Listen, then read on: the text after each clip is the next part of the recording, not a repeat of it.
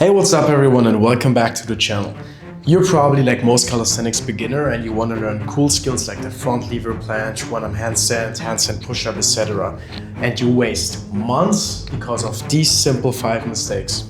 Today in this video I'm going to break them down and tell you how you can progress faster and avoid these 5 mistakes on your journey and progress safely and fast on the way along. If you're new on this channel, hit the like button and subscribe, it will help me a lot. But now let's get right into the video.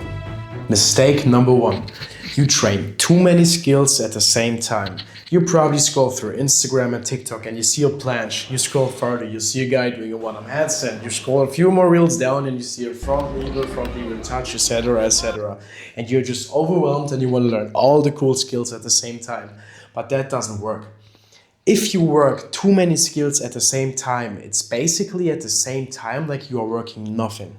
And if you do so, you're gonna end up progressing extremely slow on every single one of them. So you should pick 1 to 2 skills max, preferably a push and a pull skill, and on top of that you can integrate handstands into your push as well. But you should never work more than on push, pull and handstand. That should be the absolute maximum. So pick a push skill, pick a pull skill, maybe add some balance and focus on that. And focus on the skill you selected for each muscle group for the next 4 to 8 weeks. Another benefit of that is you may not know in the beginning, if you can do a planche, you're most likely able to do human flag. If you can do a front lever, you will achieve the muscle up. If you can do a front lever, you will be most likely able to learn a one-arm pull-up very fast. If you can do high pull-ups already, you most likely are able to do a muscle up. So only because you train 2 skills at the same time, it doesn't mean that you're not progressing at other skills the way along. Looks like my cat is agreeing. Mistake number 2. Not preparing your body for too advanced skills, rushing progressions and jumping to too hard skills in the beginning. I'll give you an example. If you're not able to do more than 15 dips, 20 push-ups, you should not work the planche. It will just frustrate you and drain energy while you just don't do any progress at all because your body is not ready for it. And even if you see little progress in the skills, tendons need way longer to build strength than muscles. So even if you are somehow able, which you most likely won't be, to progress, then it's just a matter of time until you get injured. So to prevent that, build a really good foundation. With a really good foundation, I mean solid amount of push-ups, solid amount of dips, solid amount of pull-ups. And even then, before just jumping into a planche, for example, condition your tendons with planche leans, planche lean push-ups, etc, etc. So work with a structured step-by-step foundation. Go from a good amount of basics to implementing the skills slowly to your training the progressions long enough until you move to the next one. This is really important because trust me, there's nothing that throws you back more than an injury, and I myself experienced it. And it's the worst feeling in the world if you can't do what you love because you didn't train smart enough and injured yourself. Let's get to mistake number 3. You don't have any structure at all, you don't have any game plan in mind, and you just go to the park or the gym and you just spam random pull-ups, random handstands, random front lever attempts, and in 6 months, you still have the same level and you wonder why. You have to have a longer goal and vision. You have to know exactly what skills you are working towards to and what you have to do for them. Because training smart is the best thing you can do. Just going to the park, doing random attempts, all the training, mixing skills with skills won't give you any progress. You have to train as smart as you can, as specific as you can, and as often as you can. And then you will notice that doing less but with a concentrated structure-wise workout is always more. Train with a purpose, train with a structure, do progressive overload and take your rest days serious. Taking your rest days serious is super important, especially in the beginning.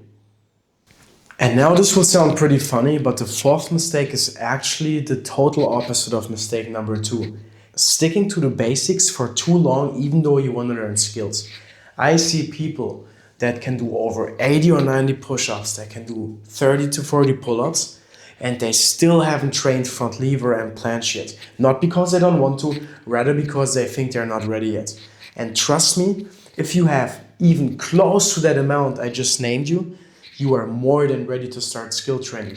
But what you're lacking now is not strengthening or a muscle mass or something else. It is specificity in the skill you want to learn. Because if you want to learn a skill, and it really doesn't matter which one, it can be a front lever, a handstand, a planche, it can be whatever you think about.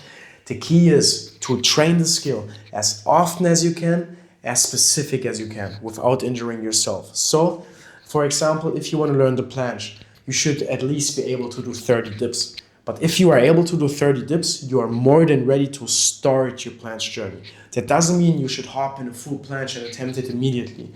It means that your body is ready to build the foundations for planche and get into specific skill training. Because if skills is your final goal and you want to reach them as fast as possible, you are wasting so much time with getting an absurd amount of basics. It's just not required.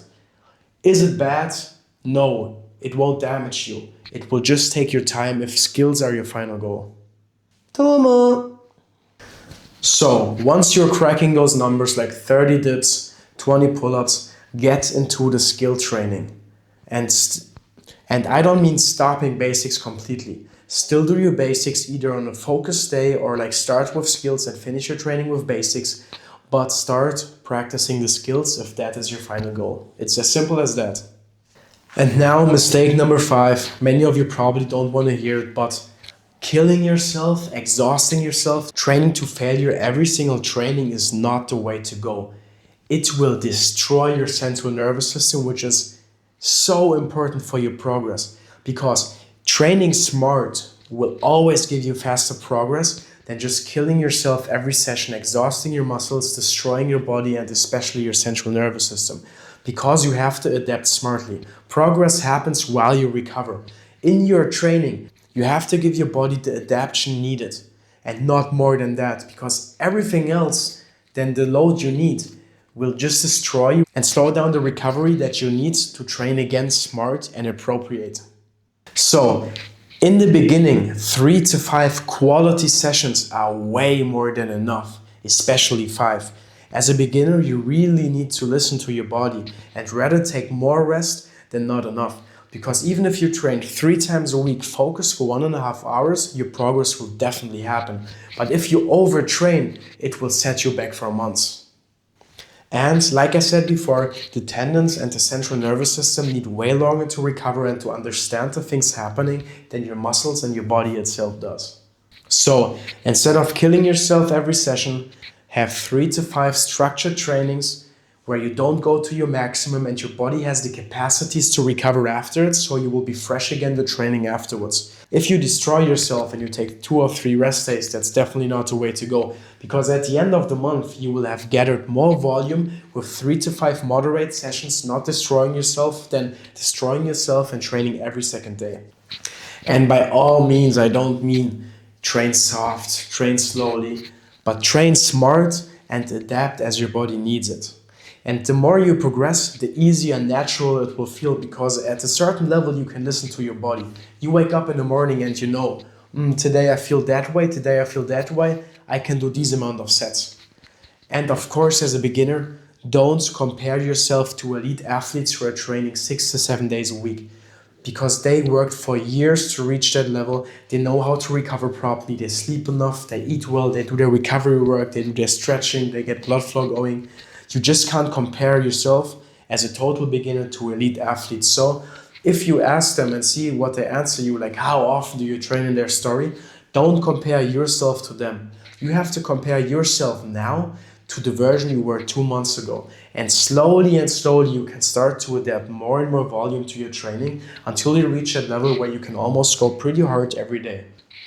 But even at an elite level, you should never destroy yourself and exhaust your central nervous system, because it will just take you days to recover from it. And it's not worth it, because you want to progress as fast as possible. And for that, you have to train smart and systematic rather than just destroying your body randomly every training. So those were the 5 biggest mistakes beginners do in calisthenics. Let me know in the comments down below if you feel that you've done any of these mistakes in the past, and let me know what you did to fix it so you can also help the other people. If you liked the video, I would appreciate a like and a comment and a follow. See you next time. Thank you so much for watching. Let's ascend together.